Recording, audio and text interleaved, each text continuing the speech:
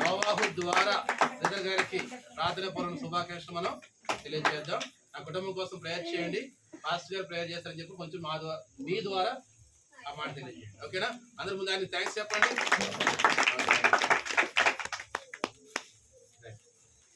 రండి వంశీ గారు రండి. లేట్ వచ్చిన చీఫ్ గెస్ట్ అంట.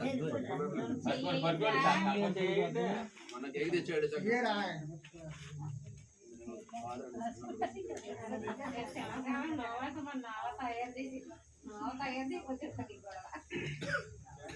₹10 లక్షల బండి ఓనర్ కేక్ పెడుతున్నాను.